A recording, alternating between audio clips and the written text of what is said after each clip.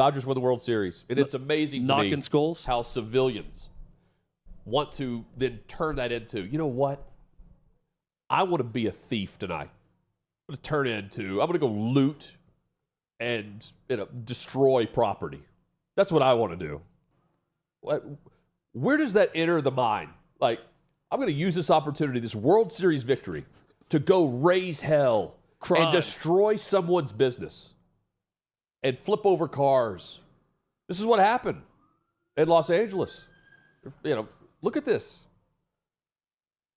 This looks like... You got an MTA bus on fire. This looks like something from the Middle East that we're watching right now with this video. It looks like a soccer match in Colombia. Yes. Yeah, this is you wait for a World Series championship or any championship, and you just destroy public property. And then I can't tell if this is Bolivia or what. Look at this, though. Like, this is one of, I'm sure, several that went up in flames. So this is and this is a celebration. This is a vehicle fire of some sort, I'm guessing? This isn't celebration, though. That's burning? It's people like, I would compare it to, here's looting and, just straight theft, destruction. I mean, yeah, this isn't celebrate. This reminds me of like the Baltimore Ravens fan who just went up and clocked someone. It's the same mentality here, except you're just going out to I'm going to go get free stuff now. Yeah, the guy just casually walking away and putting his stuff aside, the box that he just stole. I mean, this isn't normal. It's almost like, I don't want to say it's kind of laughed at on social media last night, Yeah. But this is sick. Yeah, this isn't funny. This is just crime being committed left and right. Yeah. But I mean, it looks like something, like in Game of Thrones when they storm King's Landing and all the paupers and poor people are just like taking whatever they can. Anything. That's what it looks when they're going into stores or wherever they're going and stealing things. Well, the flames are up. It's very odd behavior. Like, we've all been in the mood to raise hell. Everybody's like, I'm going to go big tonight, or we're partying tonight, or we're doing this. But I don't know where it goes from that to I'm going to go damage others' property and break a ton of laws tonight. And then ruin other people's experience. I look at it. Where does the mind go into that when you're deciding on what you're doing that night, right? Kentucky gets it's not a bad rap. I mean, it's legit. I mean, they're made fun of for burning couches, right? But it's almost like, oh, look at these rednecks burning couches. Look at Los Angeles burning buses and destroying private property. Like, way worse. Yeah, it's not just reserved for the rednecks. This is just a setting criminal. a futon on fire. This is a criminal activity. Yeah.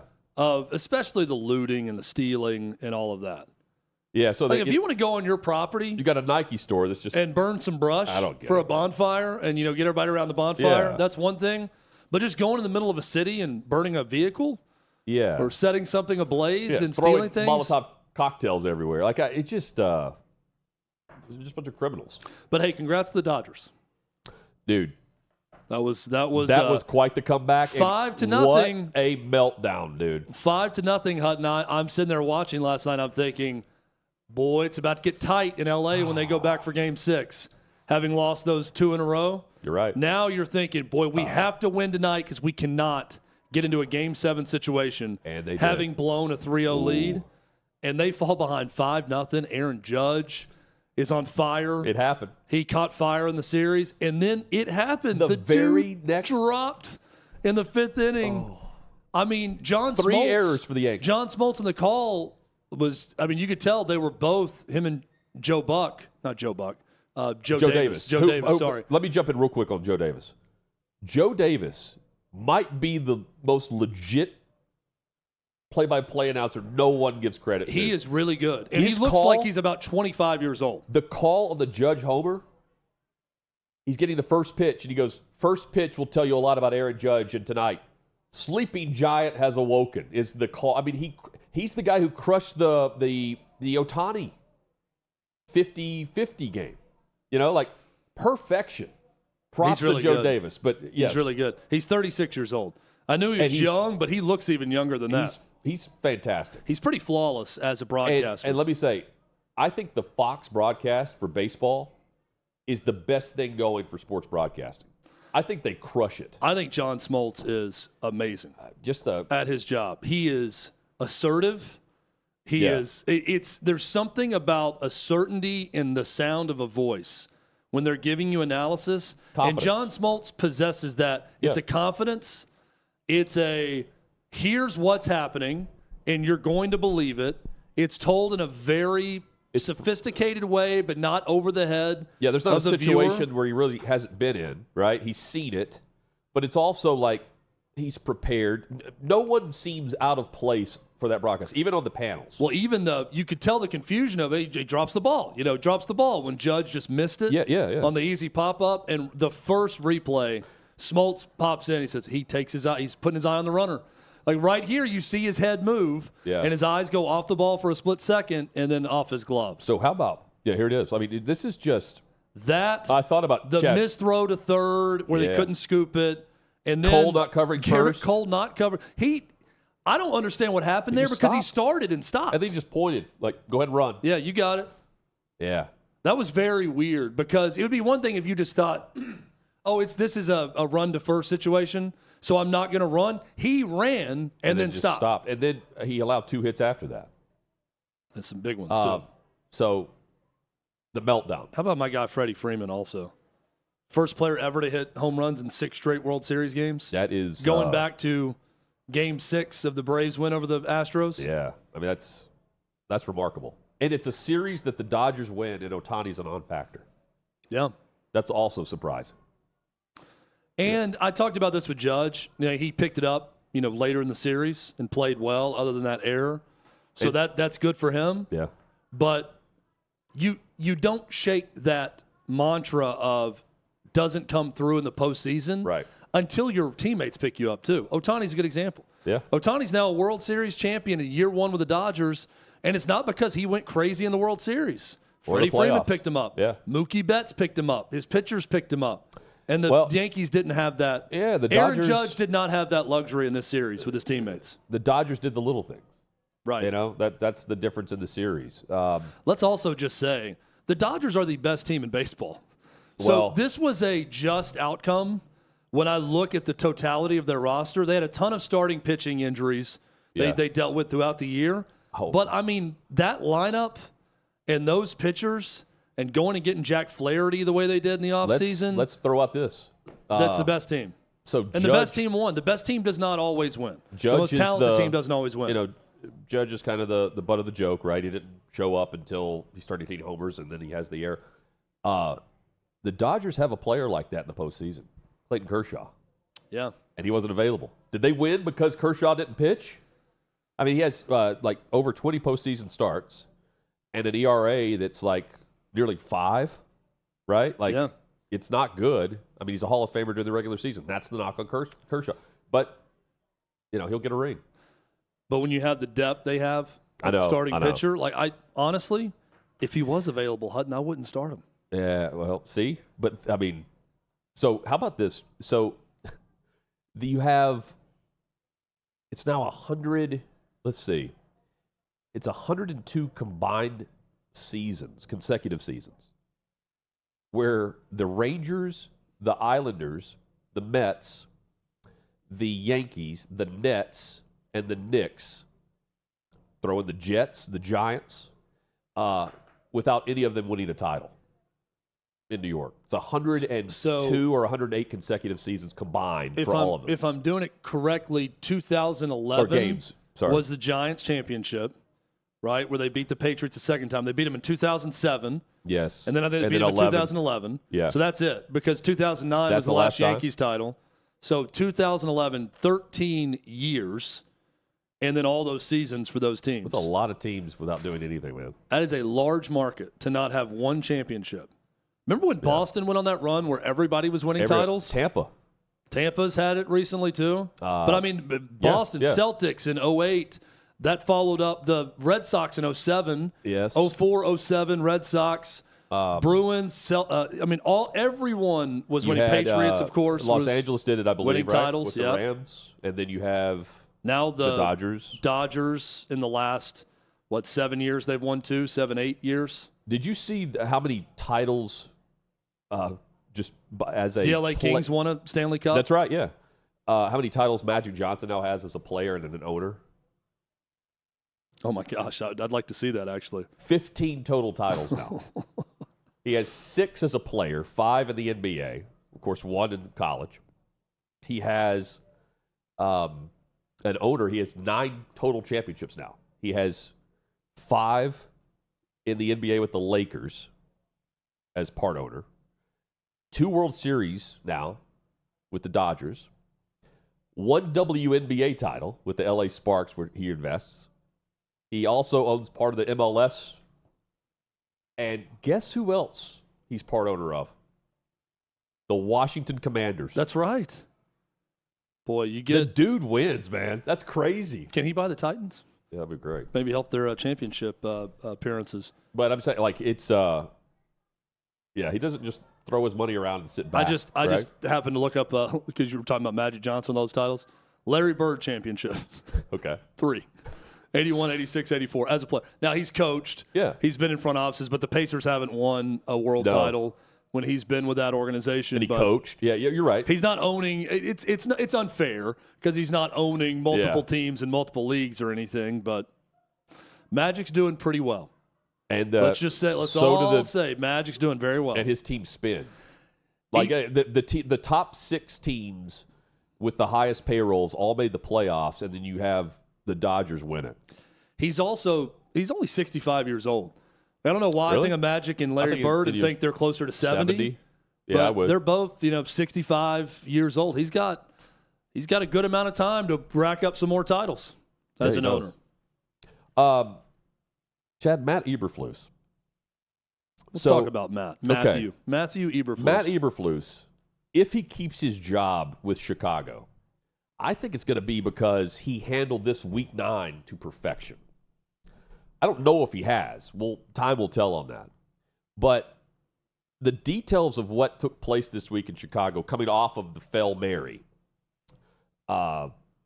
it's something to watch. So players have called him out directly through the media, through their own social media, through podcasts, in various ways.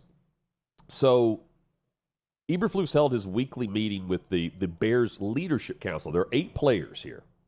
And they all addressed Eberflus after addressing what took place with the Stevenson on the Hail Mary. And they got after him, and then they went after Matt Eberflus. And the way he coached in the fourth quarter. And the quotes here are interesting. So you have Mercedes Lewis saying about this meeting, their weekly forum, from the Chicago Times. Eberflus was faced with a flurry of outside criticism for the way his defense handled the Commanders' final drive. Quote from Mercedes Lewis, who doesn't play defense, obviously. It's just a partnership.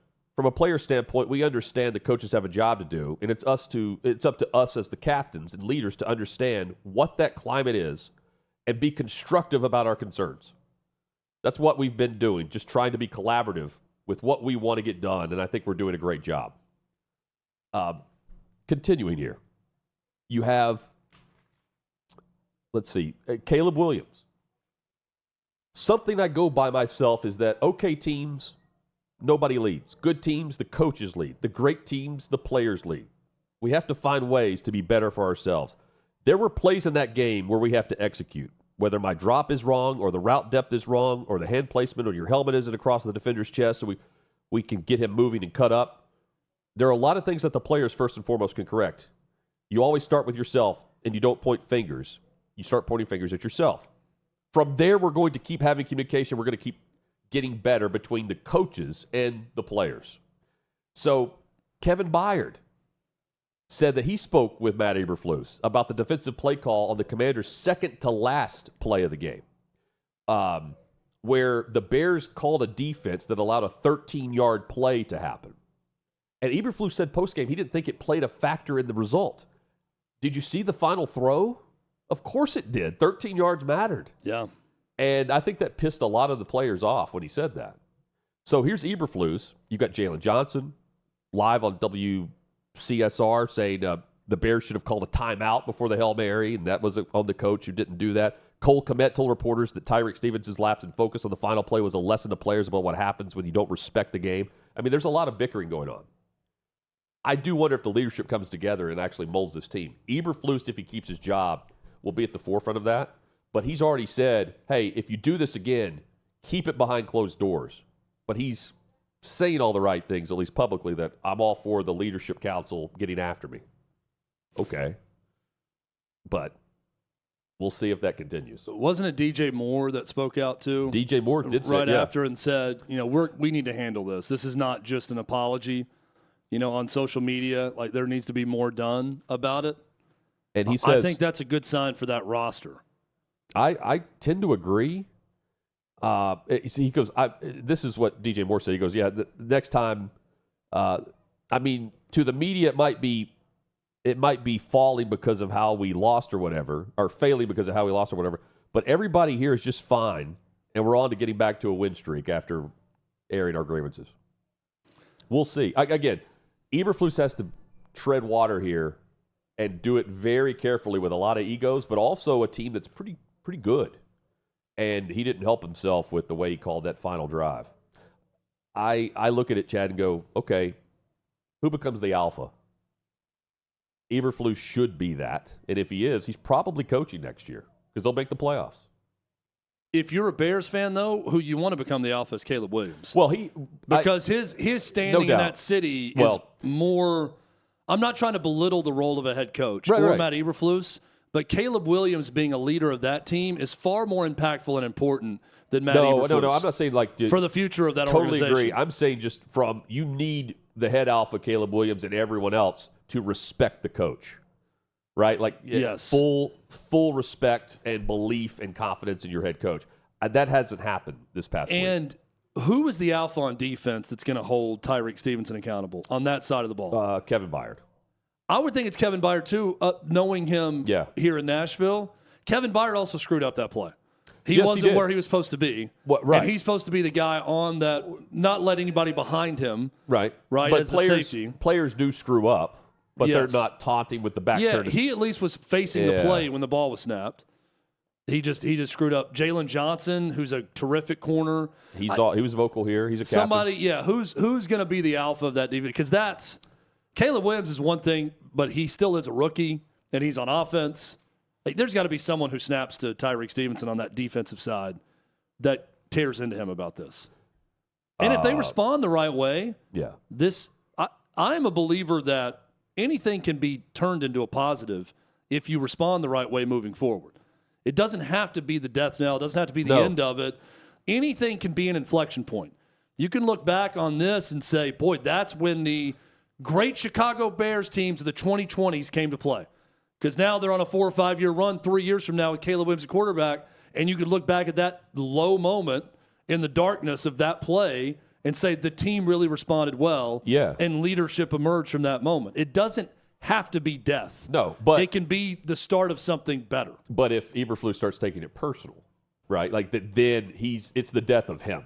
Yeah, because he's the lone guy that's held back from really not the only coach, but several coaches he was told to let go, and he did, and he's there as a defensive-minded head coach with the franchise at quarterback. This isn't the NBA where the coach matters very little in a lot of situations, and it's all about the players. This is the NFL. The coach matters a lot. I'm not trying to argue the coach doesn't matter a lot, but how Matt Eberflus handles this as opposed to the young leadership on that team handling it, it's far more important to me how the young leadership on the roster handles it for the Bears than Matt Eberflus, who may or may not be in that job a year from now. Yeah. This is going to be – if you're a Bears fan, you're hoping this is the inflection point of something better with the team, not necessarily the coaches. It'd be great if that's the case for the coaches too, and they're around for the long haul also. But if not, if I'm having to pick who responds more positively to it, it's Caleb Williams, Jalen Johnson, Tyreek Stevenson. It's got to be the defense. Montez Sweat. It's everybody, Kevin Byard, everybody on that defense for the Bears. That's going to help that team succeed. Got to be the defense, because keep in mind, the Bears went down and scored to take the lead right before that drive, right?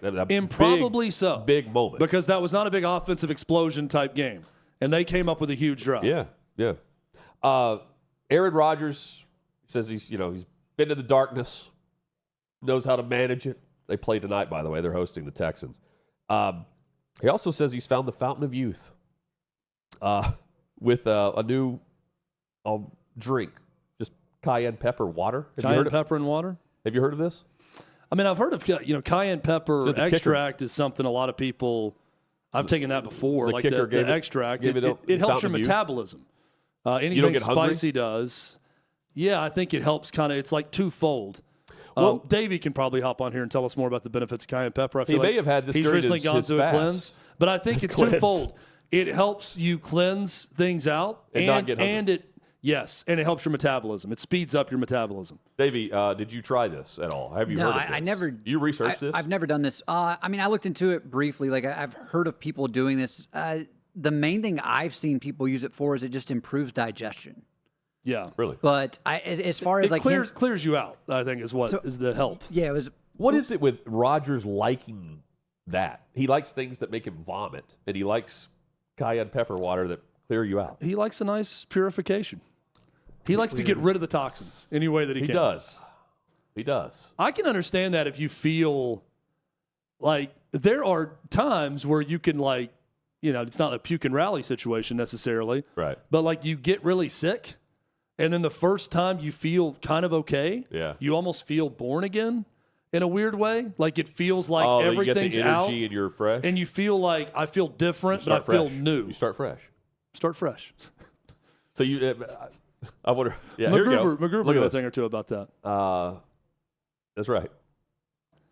So help with the legs and feet, migraines. I've never, as somebody that suffers from migraines, I've never had a doctor tell me to take cayenne pepper as a supplement to kind of help with that. Yeah.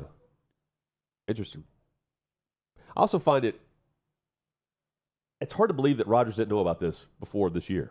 Yeah, I did knowing how into all this stuff. I did a health plan with our old radio station. Yeah. And part of the supplements they'd have you take was cayenne pepper extract every day. So this is part of it. The big thing for me is Rodgers calling this the fountain of youth. I don't really see how this is helping him turn back time. Well, but that's what Chad's saying. It's a little bit of hyperbole, I think. But you clear yourself out is what Chad's saying. Then when you're not sick anymore, you feel younger. Is that what? Lighter? Yeah, I think you feel fresh. You feel fresh, newborn. I also think that his movement in the last game is not exactly a ringing endorsement for cayenne pepper as a fountain of youth. Well, dude's been hit. I know he's hurt, he's like, man, I feel great. And I'm watching. I'm like, dude, you can't move 2 steps around a 300-pound defensive tackle without chucking the ball away. There's no separation anymore. Neither can Anthony Richardson. His whole career, right, though, he would get out of the pocket. He at least had the ability to scamper away from huge dudes to get away from them to throw it away. Yeah. He can't do that. He's not getting out of the pocket. Everything's closing in on him at all times. That Achilles tendon is a rubber band now. Very slow. Yeah. I have no qualms with Rodgers. I just think he views everything. It's more or less a placebo in my mind, and he just thinks it's automatically working. Okay. I think he's a really excited type A type personality that borderlines on obsession with everything he does, almost to the point of addiction. Yeah, I think he craves. I think that once he gets into something, he can't get out. He's the type of guy who will read about the Manhattan Project, and then he'll read 11 more books about the Manhattan Project, and try to learn everything about it. I mean, the whole saga with his family is also something that once he's into it, it's like, I'm going to go see a therapist, and then they told me this, so now I'm going to go 7 steps further and never speak to my family again. Or I've read about this darkness retreat, I've done my research, I'm going to do it now a lot. It's just... You see what I'm saying? He doesn't go half into anything. This dude doesn't dip his toes into the pool. He's going off the high dive. Yeah, he dives with everything that he does. Yeah. So I think that's just his personality. Davey, while we're on this, is there another drink like this that does similar things that you have researched? Oh. Other than cayenne pepper? Like, what's the next thing Rodgers is coffee enema? I'm trying to think. Does the same thing. The Starbucks I didn't insert. Get too much into, your essential oils or the herbs that, are going to help. I'm not big into multiple supplements. I mean, outside of, if I just need extra protein, just protein powder and then simple creatine and BCAAs. That's basically all I stick to. Amino acids. Yeah. Yeah, broken chain amino acids. I remember in high school, we had no type of science with our training regimen. It was show up. For the basketball team, it was go run until you puke. Yep. And then for weightlifting days, like, all right, everybody lift. I mean, I remember that was always saying, all right, get in here and lift. Like, there was no laid out, like, do these sets. So, like, guys are just doing bench press as much as they can. And then you go do squats the same day. You got the squat rack, and you've got 4 belts on. You're breaking your lower lumbar region, trying to squat as much as possible. No one knew what the hell they were doing at any time. But I remember my my basketball strength coach / head coach of the baseball team, who later won a state title in baseball. Okay. Good coach, good college player. I remember his advice to me when I was trying to get from like 170 to 185, 190, amino acids. He's like, hey, start taking amino acids. Amino acids are going to get you bigger, going to get you stronger. This is, 1998. Yeah. And I went out to GNC at the Hickory Hollow Mall, and I got a bunch of amino acids. I started taking amino acids. You know what happened? Nothing. Absolutely nothing. Now, creatine. Absolutely nothing. Creatine would help you put on water weight. You could probably gain after a month, you could probably gain about 5 pounds, and the way in which your cells would absorb the water would also kind of give you a more full look, and that way you could gain weight through that. But that's about the only supplement, unless you're just trying to, I don't know, you could do like a carb load. That would help. Like, I didn't know what the hell I was doing either. Yeah. Like, also, the amino acids may have helped if I knew to do anything other than bench press. Bench press and curl, that's what we would do for 45 minutes. I was just trying to, like, save face in the weight room. Yeah. Whenever I was playing football, I was like, it just don't look over here while I bench. Also, like, we were, like... I wasn't Clay Travis in the weight room, okay? We were, they were training us to be, like, Navy SEALs, not basketball players. It was like, look, go run 2 miles under 12 minutes. And I'm thinking, where on earth would we do that in a basketball game, outdoors, going uphill and doing all this stuff? We were training like Rocky Balboa and Rocky IV in the snow for no reason at all. There was nothing practical about our workout regimen. I mean, we could run all day. Hey, no one was checking out of the game like Anthony Richardson, I'll tell you that much. No, I mean... and we pressed the entire time. Everyone was running. Our drinking team had a football problem in high school. Yeah. You know? The wind sticks? Oh, Colby King, R.I.P. Chet always laughs when I say that. Rest in peace, Colby. It's because of the story you're about to tell. In basketball, Davey, have I told you this? I don't think I've heard the wind sticks. Colby's wind sticks. He smoked like a freight train. Okay. It's like junior year of high school, and we would open up the emergency exit door in the locker room for basketball, and we're all running, suicides is what we call them. And he had the lungs of an 18, like just healthy, you haven't taken you're more or less you're on the TB12. Yeah.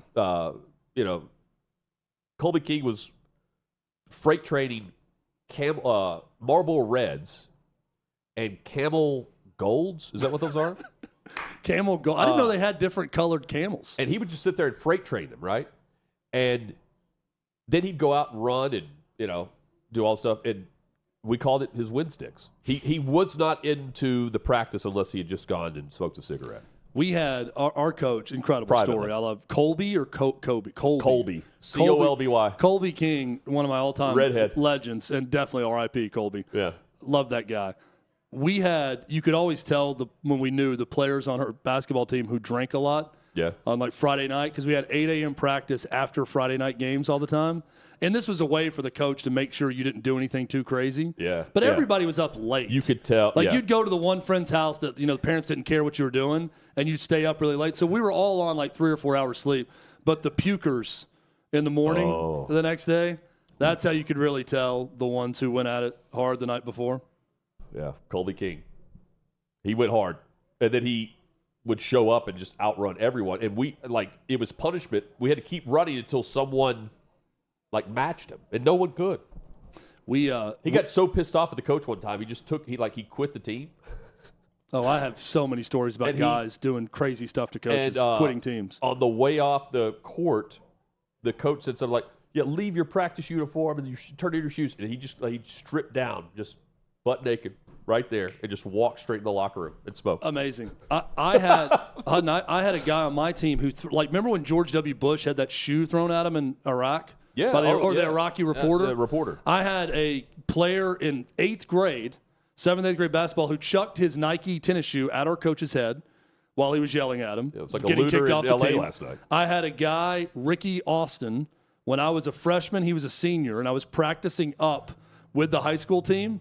And my introduction to it was he got kicked out of practice, and he responded by walking out of the locker room that had to walk up to the court. Yes. He grabbed a ball rack from down below and chucked it up through the stairs at our coach, a full ball rack, and then took his jersey off and said, "Here's your damn jersey," and threw it in his face. And he was back the next day.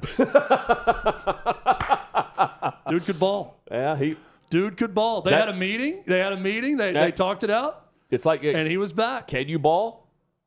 You'll be back. I bloodied the face of one of my teammates because everybody had to run a suicide or line drill, however you want to call it, under a certain amount of time. And the biggest guy on our team couldn't finish in time. So I was like turning, and he's coming back the other way, so I'm ahead of him. Yeah. I'm trying to grab him physically by the jersey to pull him with me to get to my time. And when I do that, I just pie face him backhanded in the face. So it looks like I just punched the guy for not making the time. But nose is bleeding. Tears are streaming. Oh, that's We're the all worst running feeling. our 8th line drill. You hit Guys the are nose. about to throw up. I mean, yeah, what an experience. Aaron Rodgers would love it. This would That's what we've learned. This would get PJ Fleck fired. All the stuff we're talking about. Remember, he got disciplined because they were doing punishment with punishment by calisthenics? exercise. Yeah, punishment by exercise. You couldn't run the stairs. This would get a Big Ten coach fired. The stuff that we're talking about in high school. Yeah, a lot to get to with Armando Salguero in the NFL. He's got stories. There's a lot of bad teams. Natural-born storyteller. A lot of coaches may be getting fired based on the way how many bad teams there are right now with two Could be. or fewer losses. We've got two or fewer wins, not losses.